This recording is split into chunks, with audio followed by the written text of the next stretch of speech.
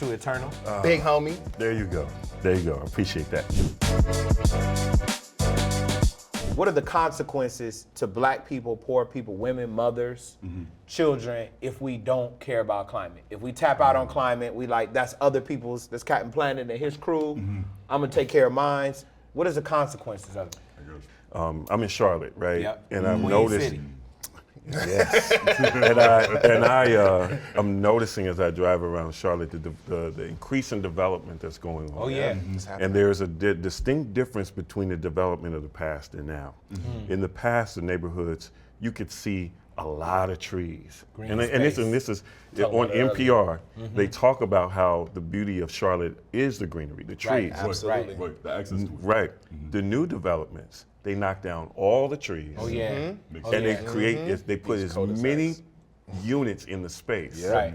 And then put the decoration trees up. Like, Right, I mean, yeah, like, right, what's that doing? right, I'm looking at it like, how much oxygen we getting out of that Right. tree? Nothing. But it's like, it's just not being conscious of like that little aspect. And I think when you talk about the job that you have and people being aware of that, is understanding that we have to be in so many spaces to affect change so that we can be on those planning boards and that design and even whether it's architecture or whatever, that we say, hey, look, we are going to be intentional about greenery and green spaces and making these things environmental friendly, because they were very intentional about creating spaces to control us or to keep us from congregating That's in what it was spaces. about. Yeah. And so we, it's not just I would say the environment in the sense that when we think of environment, we think of trees, but we also have to think about environment as in quality of life. Right. Yes. What are the things Sidewalks. that you can Human right, elements. Being able to walk, yeah. where you Right. can Yeah. engage. Yeah. And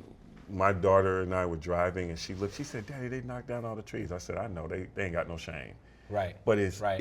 if we don't get involved in that conversation, we are going to start creating more sort of concrete cities that create more toxins and pollution.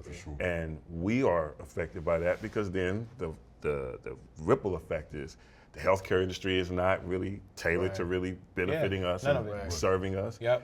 And so we're getting those quiet sort of death sentences, the things that we can't see. And then when we're 55, 60, we're like, oh, I got this disease I never heard of. Yeah.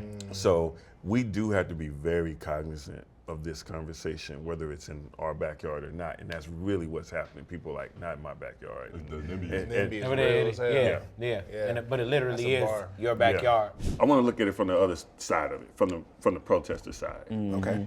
Like, what I'm always bothered by with Democrats, you said the morality, and I say the lack of strategy. I feel like the Democrats always on some like how they feel right now versus how they will feel 5, 6, 7, 8, 9, 10 years from now. And it's like they have a fast food mentality with their politics.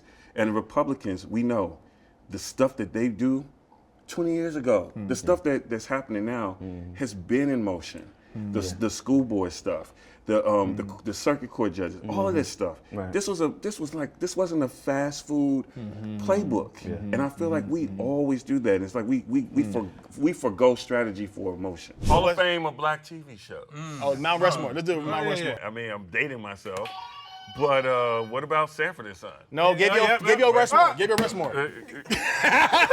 Give your Rushmore. Lamont, wait a minute, that's because you're not from the real HBCUs. Because you got Lamont, you got Fred, you got Grady, you got Rollo. How you ain't gonna like a show with a nigga named Rollo? You said Sanford and So Son. you said Sanford and Son. Okay, What's your Sanford Rushmore? and Son, I got Good Times. Oh, we definitely in the I got, era. When I asked him what era we talking about. Exactly, you should have said era.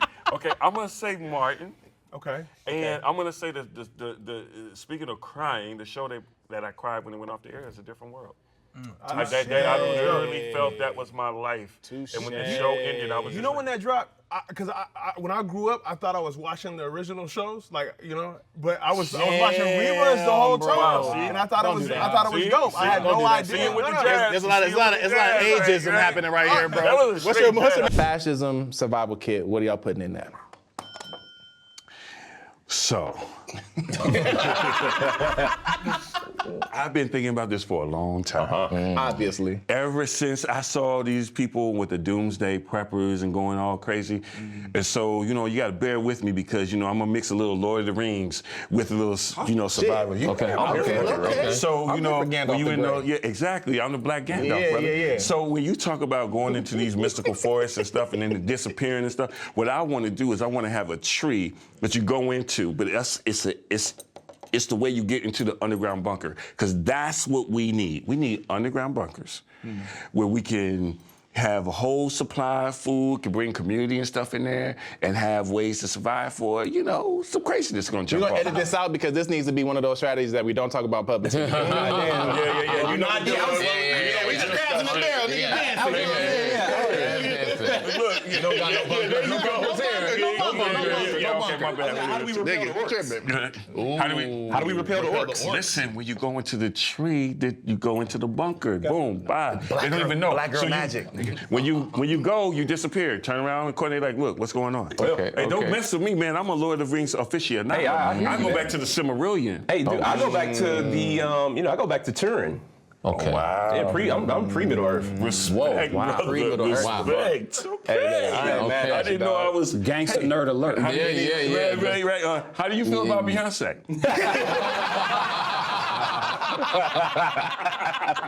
Oh man. She's the white wizard. No, she's Galadriel. Okay, she's Galadriel. All right. She's the leader of the elves, brother. Yep. Respect that woman. But listen, in this era, blurs might lead us out of the darkness. Damn right.